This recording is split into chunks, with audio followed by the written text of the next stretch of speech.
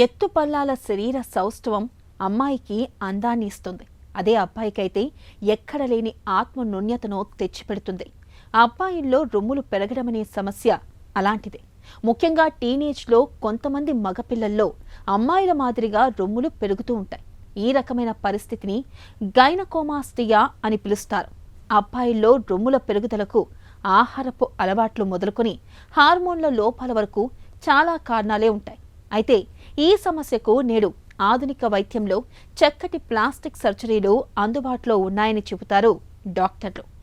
Gynaecomastia సమస్య గురించిన పూర్తి వివరాల్ని ఇప్పుడు తెలుసుకుందాం.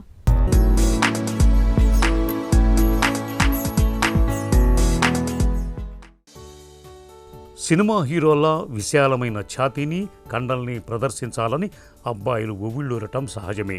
కానీ కొంతమందికి అది తీరని కలగానే మిగిలిపోతూ ఉంటుంది. 6 అడుగుల పొడవు, ఆజాను బాహువులు, వీటికి తోడు 6 పలకల దేహం అన్నీ ఉన్నా చొక్కా విప్పలేకపోతుంటారు. టీషర్టులు, బిగుతైన చొక్కాల్ని ధరించలేకపోతుంటారు. ఈ సమస్యలకు కారణం విశాలమైన ఛాతీ ఉండాల్సిన చోట అమ్మాయిల మాదిరిగా రొమ్ములు పెరిగి ఉండటమే. కొంతమంది అబ్బాయిల్లో కనిపించే ఈ రకమైన సమస్యను డాక్టర్లు గైనకోమాస్టియా అని పిలుస్తారు.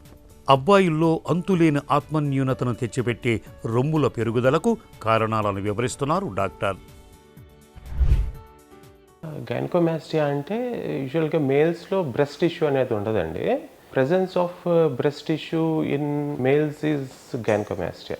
యూజువల్గా మేల్స్లో అది రుడిమెంట్గా ఉంటుంది, ఒక థిన్ ప్లేట్ లాగా ఉంటుంది, అది కనిపించదు.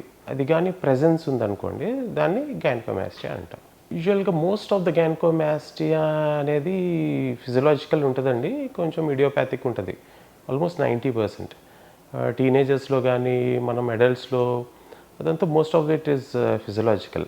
మనం ఎనీ పెథలాజికల్ అనేది ఏంటంటే ఎల్డర్లీలో చూస్తాం because of some disease conditions. But అడల్ట్స్లో కానీ టీనేజర్స్లో కానీ it's more like physiological or idiopathic. Puberty time అప్పుడు ఏంటంటే ఈస్ట్రోజన్ అండ్ టెస్టోస్టిరాన్ ఇంబ్యాలెన్స్ వల్ల, టోటల్ ఇంబ్యాలెన్స్ కాదు, కొంచెం ఇంబ్యాలెన్స్ ఆ టైం పీరియడ్లో కొంచెం ప్రొలాంగ్ అయినా ఈ గైనకోమాస్టియా లాగే ఈ టీనేజర్స్ ప్రజెంట్ అవుతారు. ఇక్కడ చూడండి, సాధారణ స్థితికి భిన్నంగా అబ్బాయిల్లో ఎలా రొమ్ములు పెరిగాయో.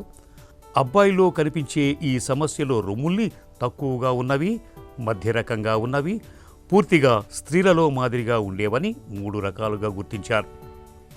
ఈ విశ్లేషణకు అనుగుణంగానే లైపోసక్షన్ చేసి కొవ్వును తొలగించటం లేదా రొమ్ము చుట్టూ ఉండే కండరాల్ని సర్జరీ సాయంతో ఇప్పుడు చాలా తేలికగా తొలగించవచ్చు. సంప్రదాయ పద్ధతుల్లో లైపో లేదా సర్జరీ చేసినప్పుడు రొమ్ముల దగ్గర చర్మం తిత్తుల మాదిరి వేలాడటం లేదా రొమ్ము కింద ముడత అలాగే ఉండిపోవటం, రొమ్ముల దగ్గర మచ్చలు, చర్మం ఉబ్బెత్తుగా మారటం వంటి సమస్యలు మిగిలిపోయేవి. దీంతో ప్లాస్టిక్ సర్జరీ చేయించుకున్నప్పటికీ అబ్బాయిలకు మానసిక వ్యధ అలాగే ఉండిపోయేది. అయితే ఈ సమస్యలకు కూడా నేడు ఆధునిక ప్లాస్టిక్ సర్జరీలో చక్కటి పరిష్కారం దొరుకుతోంది. ఇప్పుడు ఉన్న ప్రజెంట్ జనరేషన్లో ఏంటంటే the way they dressing up, ఆ టీషర్ట్స్లో అది అబ్నార్మల్గా ప్రజెంట్ అవ్వడం, అండ్ దానికి ఒక నార్మల్ టర్మ్ ఏంటంటే మేల్ బూబ్స్ అనేసి ఒక కాయిన్ చేశారు, ఒక word. And with in their crowd ఆ స్కూల్లో వాళ్ళు కొంచెం బాగానే ఎంబ్రాస్గా ఫీల్ అవుతారు. They get depressed and they come. యూజువల్గా if it is very big అండి, and there are like different grading of gynecomastia. If it is too huge, teenager టైంలో ఒకసారి కలవడమే బెటర్. ఎందుకంటే కొన్నిసార్లు ఏంటంటే హార్మోనల్ ఇంబ్యాలెన్స్ వల్ల కూడా ఉంటుంది. వాళ్ళు ఎర్లీకి వచ్చారనుకోండి, ఆ హార్మోనల్ వర్కప్ చేసి we can give the right treatment అనమాట. ప్లాస్టిక్ సర్జరీలో we do a very standard scarless technique. Surrounding fatty tissue అంతా లైపోసెక్షన్ చేసి with very very minimal scar breast tissue అనేది రిమూవ్ చేస్తాం. ఇట్స్ లైక్ మోర్ లైక్ అనే very scarless surgery. అబ్బాయిల్లో ఛాతీ భాగంలో పెరిగిన రొమ్ముల్లో సంప్రదాయ తరహాలో చర్మంలోని కొవ్వును, కండర కణజాలాన్ని తొలగించినప్పుడు ఆ భాగంలో తిరిగి కొవ్వు పేరుకునే అవకాశం ఉంటుంది. దీంతో రొమ్ములు తిరిగి పెరుగుతూ ఉంటాయి. ఈ సమస్యని అధిగమించేందుకు కొత్త తరహా చికిత్సల్లో చనుమన ఈ సమస్యని అధిగమించేందుకు కొత్త తరహా చికిత్సలో చనుమొన పైభాగం నుంచి లైపో సాయంతో రొమ్ములోని పాలగ్రంథుల కణజాలాన్ని ఇప్పుడు తొలగిస్తున్నారు. దీంతో రొమ్ములు తిరిగి పెరగటమనే సమస్య ఎంతమాత్రం ఉండదు. అలాగే చనుమొన నుంచి రొమ్ము లోపలి భాగంలోకి వెళ్లి లైపో సాయంతో కొవ్వును కణజాలాన్ని తొలగించటం వల్ల రొమ్ము కింది భాగంలో మచ్చలు మిగిలిపోవటం, ముడతలు రావటం అనే సమస్యలు బాగా తగ్గిపోయాయి. ఒక్క మాటలో చెప్పాలంటే ఈ సరికొత్త ప్లాస్టిక్ సర్జరీ విధానాల్ని గైనకోమాస్టియాతో బాధపడుతున్న అబ్బాయిల పాలిట ఆశయ కిరణాలుగా చెప్పుకోవచ్చు. It's almost like a day care surgery అండి. They come in the morning, మధ్యాహ్నం సర్జరీ చేయించుకుంటారు అండ్ ఈవినింగ్ వెళ్ళిపోతారు. ఒక 2-3 డేస్తో ఫాలోఅప్లో వస్తారు.